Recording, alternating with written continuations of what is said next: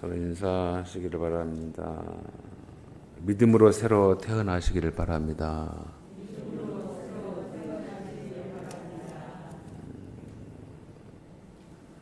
어떤 현타라고 합니다. 현타, 젊은이들이 쓰는 용어 중에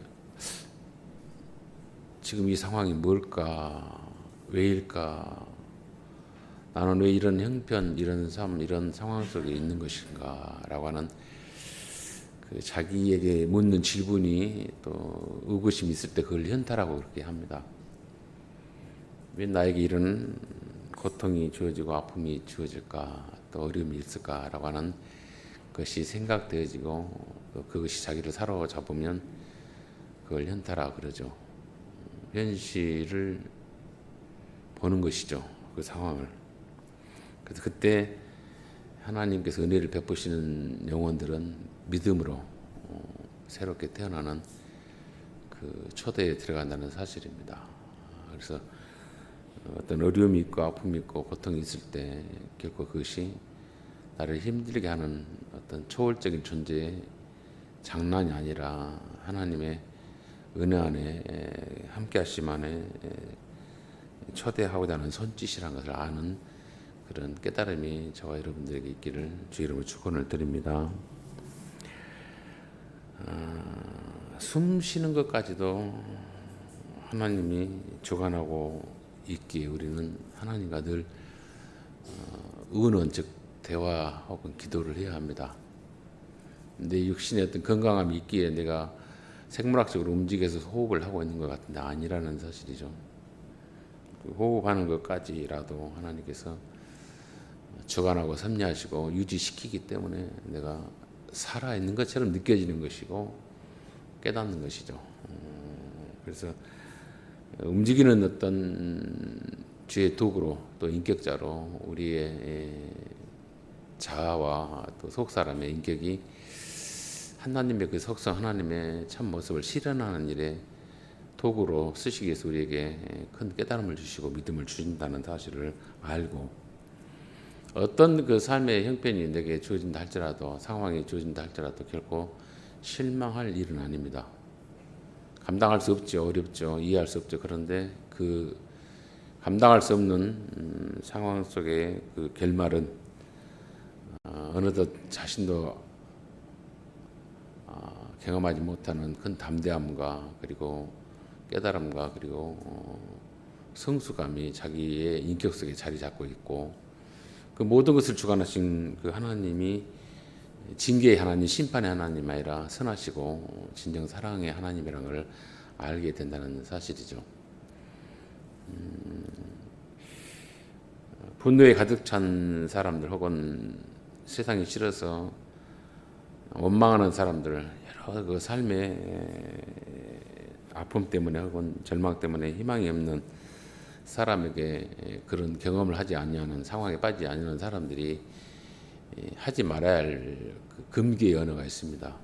나는 정말 죽고 싶어도 죽을 수 없는 그런 절망스러운 삶 속에 어떤 상황 속에 있는데 그런 상황에 빠지지 않냐는 사람들 나와는 정반대의 어떤 평안함을 누리고 평범함을 누리는 사람이 그 고통받는 사람 그리고 아픈 사람에게 하지 말아야 할 말이 있습니다. 그건 뭐냐면 참으라. 못 참겠는데 참으라 그럽니다. 견뎌라. 견딜 수 없는데 견뎌라. 그런 말을 합니다. 이해해라 라고 하는 거예요. 네가 나를 지금 나에 대해서 뭘 얼마나 한다고 이해해라 말할 수 있냐 라고 하는 분노가 더 치솟죠.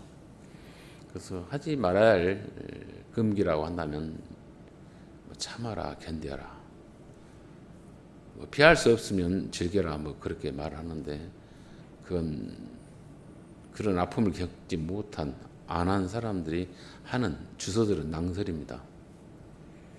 너무 아프니까 너무 힘드니까 너무 서러우니까 그렇게 분노를 하고 원망을 하고 좌절하고 있는 것이지 그런 사람에게 무슨 견뎌라 이해해라 즐겨라 참아라 이런 말은 남들도 하는데 뭘 그 정도 가지고 엄살이냐라고 하는 말은 절대 하지 않아야 한다는 것이죠. 그렇다면 어떻게 그런 분들에게 우리가 유로를 하고 또 이기게 하는 방법이 뭘까? 뭐 아픈 사람이라면 죽을 병에 있던 노예에 있다면 그 병이 치료됨으로 인해서 위로가 되고 또 웃을 것이 또 희망이 있겠죠. 그런데 그럴 만한 능력이 없습니다. 우리에게는 또 그 사람의 어떤 큰 어떤 어려움 속에 있는 것을 해결해 줄 수 있는 능력이 있어서 해준다면 좋겠는데 우리에게는 그런 능력도 힘도 없습니다. 도무지 그런 힘든 사람에게 다가가서 해야 할 어떤 처세랄지 위로의 방법은 없다는 사실이죠. 굳이 있다면 침묵함으로 옆에 있어주는 것 외에는 없습니다. 그분이 너무 억울해서 서러워서 울고 울부짖고 있으면 그걸 보고 있고 같이 울부짖고 기도할 수 없고 원망하지는 못할지라도 가만히 바라보고 있는 것, 그거 외에는 할 길이 없습니다. 어쩌면 그것이 가장 합당한 그런 어떤 가장 그 지혜로운 가장 어떤 진실한 모습이 아닐까. 이해할 수 없으니까 그냥 말을 못하는 것이고 얼마나 견디기 힘들면 저럴까라고 하면서 그냥 침묵하면서 그 바라보고 있는 것이죠. 곁에 있어주는 것, 그거 외에는 길이 없다는 사실이죠. 오늘 아브라함 너무나도 우리 잘 아는 그런 믿음의 조상이라 말하는 그런 대상입니다. 그래서 우리 인생을 살아가면서 혹은 또 믿음의 어떤 신앙의 경륜이 쌓아가면서 2는 2, 3은 6, 2, 4, 8, 2, 5, 10 이런 구구단식으로 어떤 계명을 암기하는 식으로 하나님을 우리가 인식하고 하나님 앞에 행동해서는 안 된다는 사실입니다. 살아계신 하나님이기 때문에 우리도 사는 자라면 그분의 아들로 인해서 살아있는 자라면 영원한 구속의 은혜를 덧입고 구원의 길을 들어가는 자라면 우리는 변화를 해야 합니다. 내 개인의 어떤 스스로의 그 멋스러움으로 또 어떤 배움으로 혹은 세상 지식으로 내가 변화를 주도하는 것이 아니라 예수 그리스도는 우리의 모델이고 모본이고 구원의 근거이기 때문에 그분을 근거하여서 하나님을 알아가는 것이고 하나님의 실존을 내 인생 속에 내 인격 속에 채워가는 것입니다. 그것이 믿음이에요. 그것이 구원받은 자들이 누려야 할 진정한 복이라는 사실입니다. 그런데 그런 믿음과 구원의 복을 우리가 누리기 위해서 또 결실하기 위해서는 엄청난 그 두려움에 공포에 아픔에 실패에 고비고비가 있다는 사실이죠.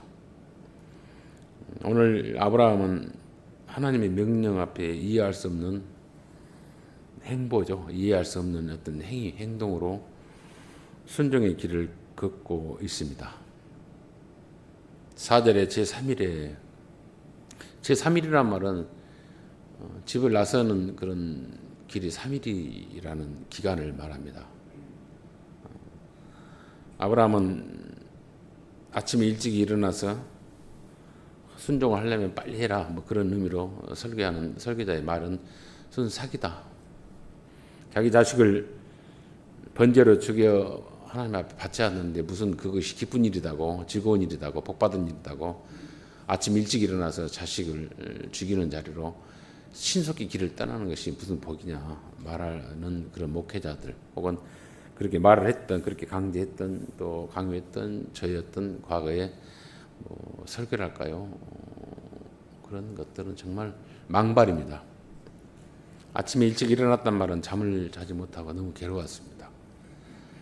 뜬 눈으로 하얗게 지새웠습니다. 그래서 잠을 잘 수가 없습니다. 그래서 길을 나서는데 우왕좌왕하고 좌지우지하고 앞뒤가 안 맞는 행동을 하는 그런 아브라함의 모습, 그 모습 몽롱한 건 아니지만은 하긴 해야 되는데 하나님의 말씀을 명령을 듣기는 들어야 되는데 피할 수 없는데 주저하면서도 어떻게 할 수 없는 그러면서도 순종의 길을 걸을 수밖에 없는 그런 안타까운 모습들이 앞에 3절에 그렇게 소개되어지고 또 그 내용을 통해서 보자면 아내에게도 의논을 못했다는 사실입니다. 번제의 대상이 될 아들에게도 그 사실을 고지하지 못했다는 사실이에요. 오로지 혼자만 종들에게도 그 말을 못하고 오로지 혼자만 하나님께 어떤 명령을 들었던 것에 근거한 행동을 지금 하고 있는데 그 행동의 순서가 우왕좌왕하고 있다는 사실이죠. 출애굽기 3장 18절에 보면은 모세가 파라오에게 이스라엘 백성들을 이렇게 출애굽시켜달라고 하는 요청하는 그런 요청 속에서 이스라엘 장로들이죠. 이스라엘 그 공동체의 장로들과 함께 파라오에게 가서 요청할 때 이런 말을 합니다. 우리가 광야길 3일 길을 걸어서 하나님 앞에 제사하기 위해서 우리는 이 애굽을 나가야 한다라고 하는 요청을 하죠. 그때도 보면은 하나님 앞에 제사 드리러 갈 때 그들은 말을 타고 가거나 나귀를 타고 가고 평하게 간다는 말이 없습니다. 여호와 앞에 나갈 때는 뭡니까? 하나님 앞에 걸어서 갑니다. 걸어가면서 단번에 그 하루에 당장 제사하는 게 아니라 3일 길을 걸었다라는 말은 정말 진정으로 진심으로 열과 성을 다해서 그 제사의 예배에 준비하는 자세를 말씀하죠. 그러니까 우리가 오늘 주일날 예배 나올 때도 여러분들의 마음 자세는 사모하는 마음이어야 되고 또 어떤 말씀으로 내 영혼을 일깨워 주시고 또 깨닫게 해주시는가 알게 하시는가 더 성숙으로 인도하시는가 하는 것을 기대하는 마음을 가지셔야 돼요. 비록 제가 멋진 그 설득력 있는 그리고 여러분들을 감동시킬 수 있는 그리고 유쾌하게 하는 그런 설교를 하지 못한다 하더라도 어집지 않는 그 메시지 안에 하나님께서 내게 주시고자 하는 그 음성이 뜻이 뭔가 하는 간절한 갈망, 간절한 소망을 여러분들이 가지셔야 돼요. 그러면은 여러분 속에서 역사하시는 그 성령께서 여러분들을 감동시키고 감화시키고 감격케 하셔서 여러분들을 하나님이 누구인가를 더 깊이 알게 하는 그리고 여러분들이 닥치는 그런 아픔들, 고통들 그리고 상황들을 이기게 하는 힘을 주께서 주신다는 사실입니다. 그래서 오늘 말씀을 통해서 말의 저주를 듣지 마시고 말의 어떤 잔재주, 말의 어떤 단어로 인해서 여러분들이 속지 마시고 진정 하나님을 깊이 인격적으로 알아가는 겁니다. 어떤 문제를 통해서 어떤 아픔을 통해서 어떤 어려움을 통해서 오늘 아브라함은 홀로 오롯이 아내에게도 말도 못했죠. 이삭에게도 말도 못했죠. 하나님의 명령 앞에 그가 밤을 새워서 날을 새워서 끙끙 앓다가 일찍 나서서 하는 행위가 뭐였냐면 나귀의 안장을 지었다 그랬습니다. 지난주에 말씀을 살폈죠. 제가 누구에게 이런 질문을 했습니다. 저희 집에 설 명절을 통해서 어느 분이 왔는데 대통령이 혹은 뭐 아주 유명하신 분이 혹은 그 명사가 여러분을 초대하면 식사 초대하면 뭘 먼저 준비할 것입니까? 라고 물었어요. 그랬더니 그분이 하는 말이 아이고 귀하신 분이 또 권세 있는 분이 초대하면 옷부터 준비하죠. 그러더라고요. 무슨 옷을 입고 갈까?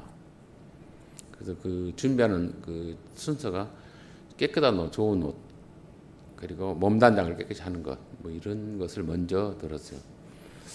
아니 뭐 좋은 차 그분이 타고 있는 차에 즉 대통령이 타고 있는 그 차에 걸맞는 차를 먼저 준비하면 안 되겠습니까?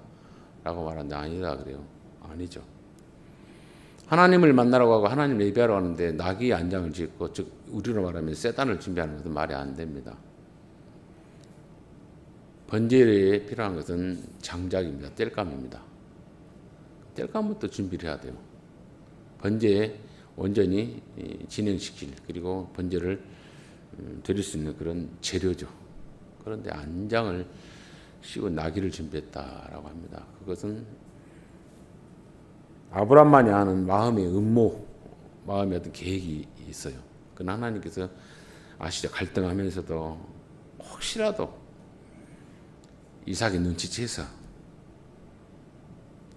안장 지었던 나귀를 타고 도망가기를 바라는 마음으로 나귀 안장을 준비하지 않았을까라고 하는 상상이죠. 상상. 그러면서 나는 이 일에 온전히 순종일 번제 예배를 제사를 드리러 가는 일에 두 증인을 데리고 가는. 그러니까 자기 나름대로의 어떤 변명거리를 또 변명을 할 수 있는 그런 증인들을 앞세우는 그런 모습. 그러면서 이삭과 함께 길을 떠나는 게 아니라 그때 그때 비로소 장작을 이렇게 준비했다 그랬어요.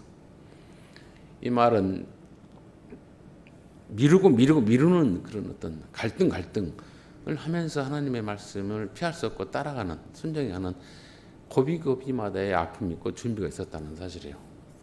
그게 3절에서 우리에게 보여주는 믿음의 사람 아브라함이 갈등했던 아무 말도 하지 않으면서 고통 속에서 순종했던 그런 모습입니다. 그리고는 출발을 했습니다. 출발은 3일이라 3일 동안 긴 시간 동안 그는 아무 생각 없이 콧노래를 부르면서 가는 그런 걸음은 아니었을 거라는 생각을 합니다. 여러분들이 지금 아브라함의 심정으로 여러분들이 역지사지로 들어가셔야 돼요. 제가 그 명절날 저희 모친과 함께 식사를 하면서 지난주 설교에 어떤 내용이냐고 물어서 말을 했더니 어머니 그 음성으로 하나님께서 네 아들 하나 있는 차영진이를 죽여서 내게 바쳐라라고 하는 하나님 음성이 들리면 어떻게 하실랍니까? 그게는 눈이 동그래져서 뭐 말도 안 되는 소리 하냐고 그러더라고요. 단번에 그래버려요.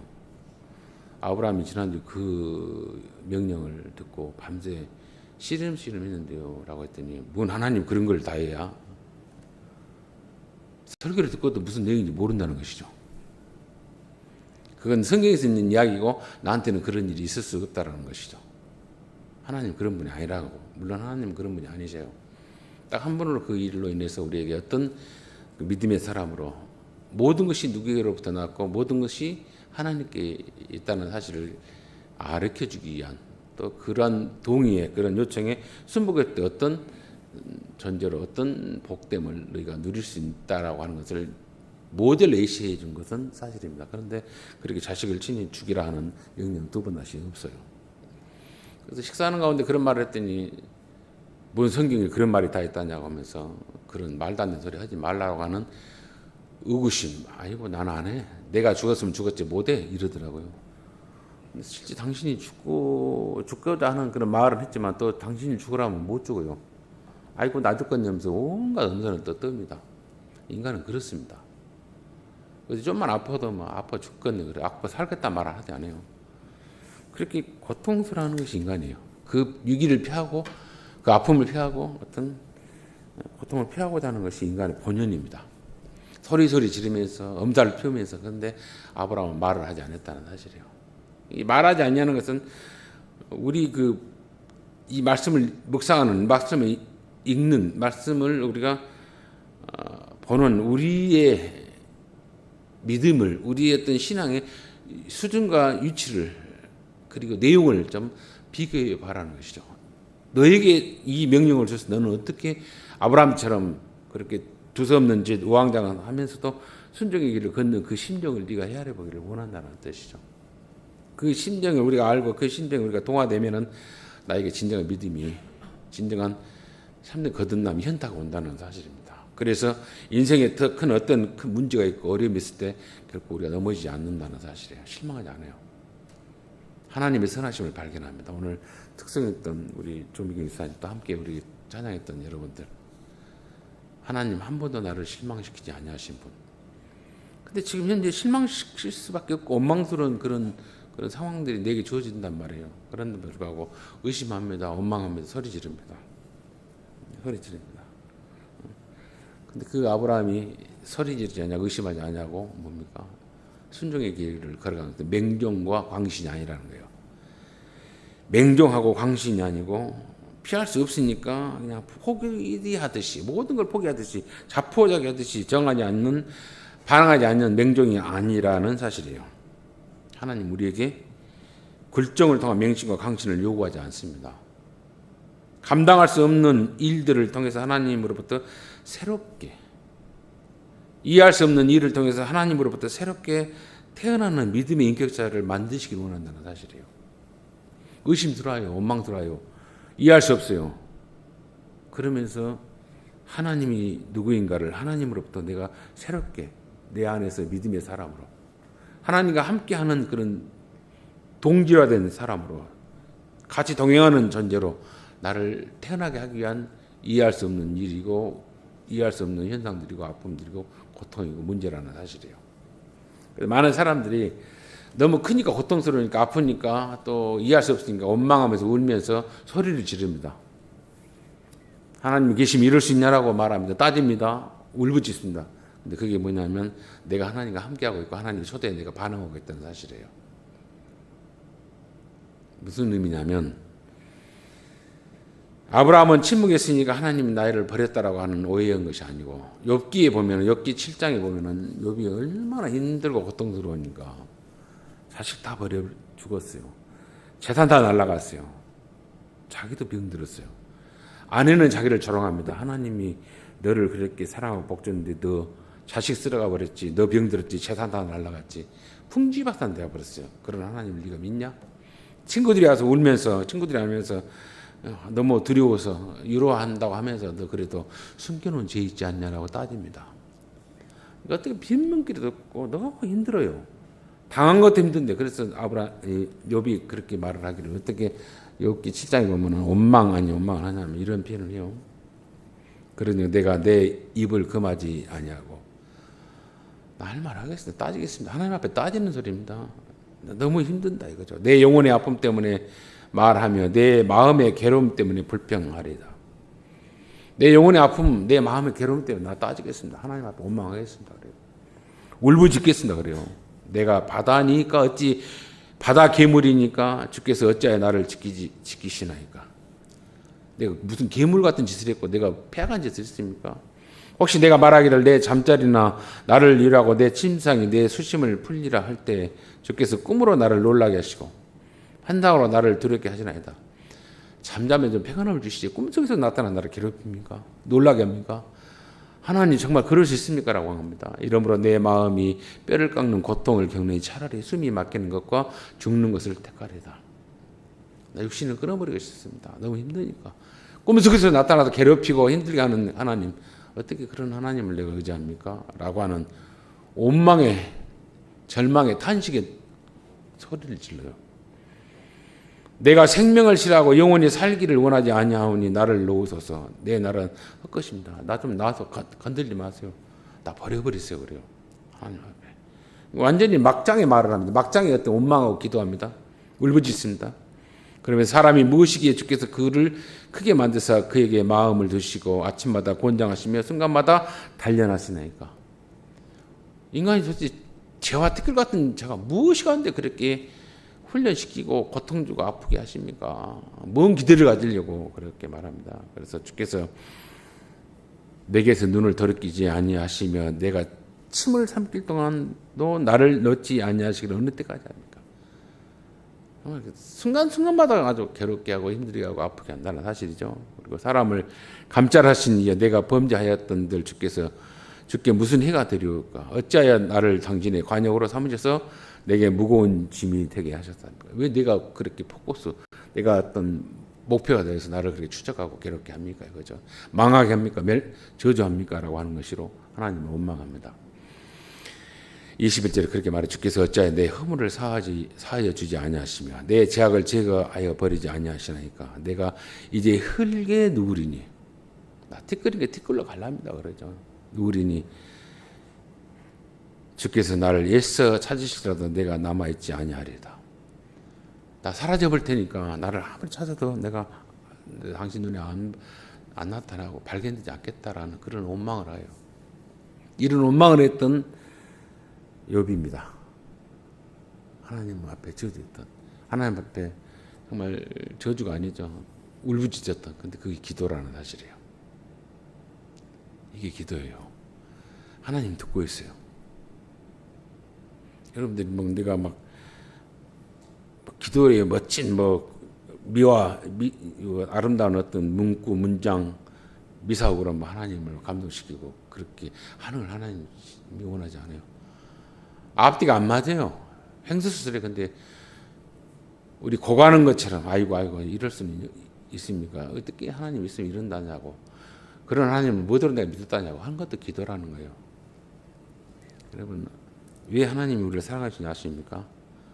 사랑의 반대말은 뭔지 아세요? 미움과 저주가 아니에요. 사랑의 반대말 우리가 미움과 혹은 저주, 이게 사랑의 반대말 같은데 아니에요. 사랑의 반대말은 무관심입니다. 유기에 냅둬버려요. 내 마음도 영혼도 간섭하지 않고 냅둬버립니다. 원망하지 않아요. 하나님 찾지 않아요. 원망과 불평을 통해서 하나님 찾지 않게끔 버려둬 버려요. 그것이 뭡니까? 사랑의 반대예요. 그런데 원망이 생기고 울부짖이 있습니다. 그건 뭡니까? 나를 사랑하고 있다는 사실이에요. 그래, 나한테 원망해라, 의심해라, 불평해라. 그러면서 내가 누구인가를 알게 하시는 하나님의 초대예요. 방법입니다.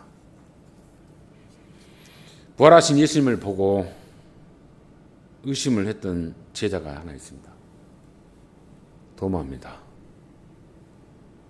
주님의 손을 만져보고 옆구리를 보고도 의심스러워요. 그 의심하는, 죽었다가 다시 살아났다고 하는 그 주인을 외면했고, 그리고 민망하니까 진짜가 아닌가 의심하면서 다시 한번 그 주님에 대해서, 부활에 대해서 인정하지 못하는 그 도마의 의심병, 보고도 믿지 못하고 받아들이지 못하는 그 도마를 주님이 뭐라고 합니까? 이해해요. 받아들여요. 용납합니다. 하나님 그러신 분이야. 너 내가 현실을 보고도, 살아있는 걸 보고도, 부활한 걸 보고도 나를 못 믿냐라고 따지지 않거나 책망하거나 그를 경멸하지 않습니다. 이해를 합니다. 만져봐라 그래요. 가르쳐요.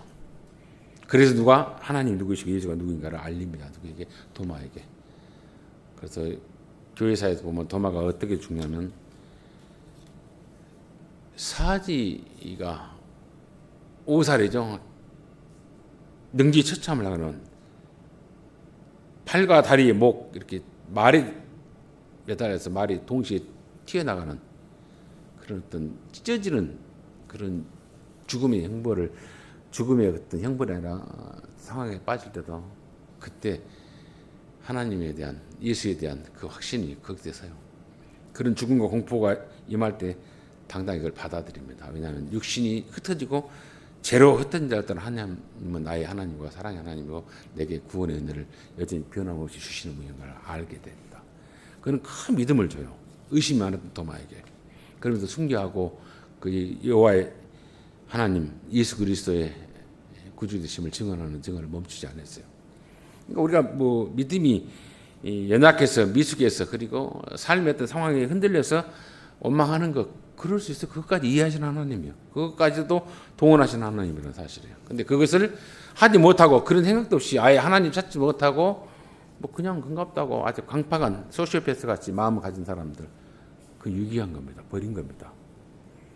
그건 하나님의 사랑과 관계없는 존재로 자기가 빠졌던 사실이에요. 그래서 우리가 마음속에 불평이 있고 아픔이 있고 그리고 고통이 있다는 그 증거가 뭡니까? 그분이 나를 놓지 않고 있다는 사실이에요. 원망스러운 거, 울부짖는 거, 그런 기도가 있다면 그것도 하세요. 어린아이는 막 태어나서 뭘 모릅니다. 모르니까 뭐예요? 대화가 안 되니까 울어요.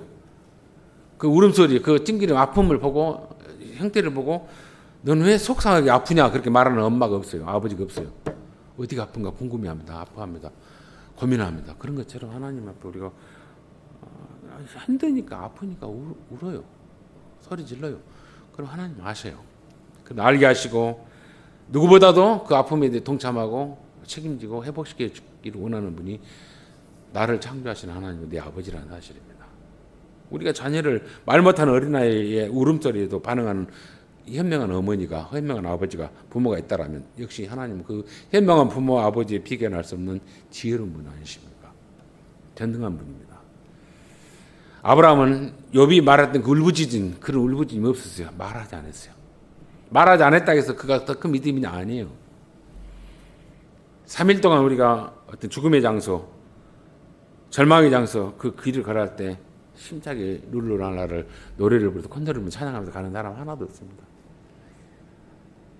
마음속으로 묻고, 소리는 안 나왔지, 원망은 안 했지만은 묻고 또 묻고 또 묻고 또 묻고 물었던 길이 3일의 길이에요. 얼마나 많은 갈등의 길, 얼마나 많은 상고의 아픔과 같은 그런 고통스러운 길을 걸었을까. 우리 여성 성도님들, 결혼해서 아이들 낳으신 분들 다 겪었던 그 산통 말은, 그래 저는 그런 걸 모릅니다. 모르죠. 알 수 없죠. 낳아보질 않았으니까. 그런데 그렇다고 그래요. 아이를 낳으러 이렇게 산실에 들어갈 때 벗어놓은 신발 저거 신을 수 있을까? 라고 하는 그런 두려움이 있고 고통과 산통에 많이 힘들어한다고 그래요. 그러면서 여자로 태어난 것도 원망스럽고 남편도 원망스럽고 시어머니가 뭐 다 나한테 괜찮아야 라고 하는 그 소리도 듣기 싫고 징그럽다고 그런 말을 하더라고요. 근데 모든 것이 원망스럽고 아프고 신경질하고 짜증납니다. 그냥 밉습니다. 그런데죠. 그 고통, 그 아픔, 그런 과정을 겪고 나서 어린 생명이 자기의 가슴에, 자기의 치아에 들어올 때죠. 그 모든 아픔, 모든 고통, 두려움이 일순간에 사라진다고 하는 경험을 아이를 낳아본 분만이 아는 그런 경험이라 그렇게 말하고 희열이라 말합니다. 저는 몰라요 아직. 그거 알 수 없지 경험하지 않았으니까.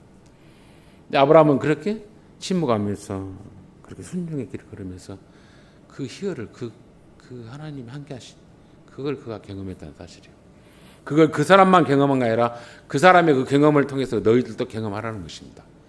똑같은 한 인생이에요. 똑같은 인생의 그 굴곡입니다. 아픔이 있습니다.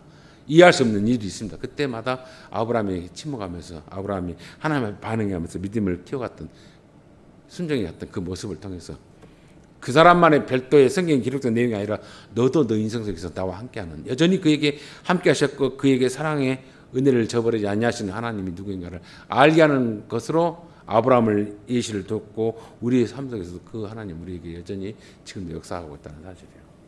그 새로 태어나기를 원한다 이거죠. 어떻게 믿음의 사람으로 인내의 사람으로 담대한 사람으로 그러면서 누구를 발견하라? 하나님이 누구인가를 네가 발견하기를 원한다 이거죠. 너에게 선을 베풀고 착하고 온전하신 그 복을 주시는 사랑의 하나님인 것을 네가 발견하기를 원하고 바라보기를 원한다는 사실이에요. 3일 동안 그가 길을 걸을 때 뭐라고 변합니까? 제3일에 아브라함이 눈을 들어 그것을 멀리 바라봤다 그랬어요. 그것은 아브라함이 바라보는 그것은 어디냐? 모리아산이기도 하고요. 이삭을 번제 바칠 그 제단입니다. 하나님이 지정하신 그 자리예요. 하나님 우리에게 약속을 하셨습니다. 어디를 바라봐라. 구원의 은혜를 우리에게 베푸셨고 보좌 우편에서 기도하시는 예수님의 그 기도의 자리가 있고 하나님 그 자리에 우리를 심판하기 위해서 부르시는 것이 아니라 복 주시고 칭찬하시듯 부르신다는 약속을 우리에게 허락하셨어요. 우리가 그걸 바라보고 가는 존재들이에요. 그 바라봄이 우리 가운데 있냐 이거죠. 그 악망이 우리 가운데 있나 이거죠. 오늘 바라보는 믿음이에요. 바라보는 믿음. 내게 약속하셨어요. 인격자가 약속했습니다. 신실하신 분이 약속했어요. 바라봐라 어디를? 하나님께서 은혜를 베푸신 그 자리.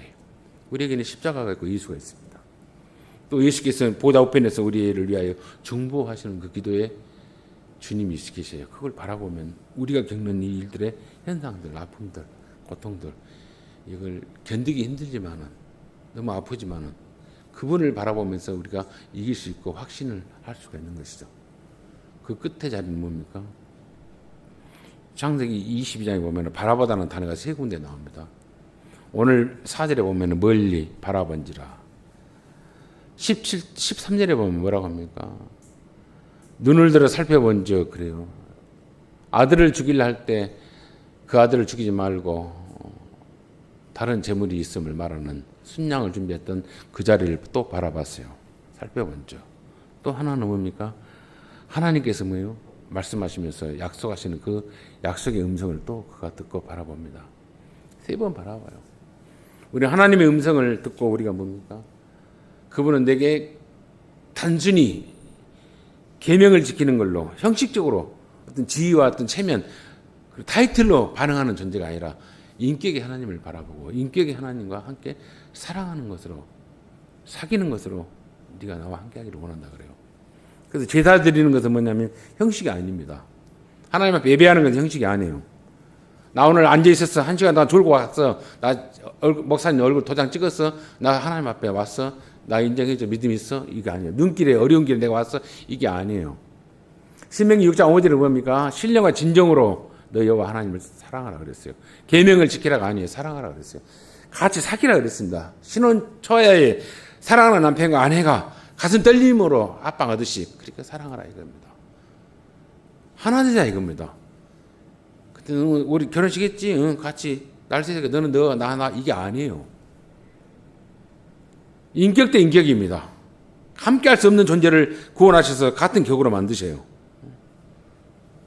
그게 하나님이 우리에게 요청하시는 예배고 함께하심이고 목적이에요.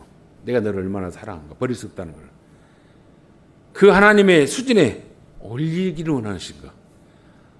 나는 선하고 너의 모든 기대의 마지막 최종점이란 거.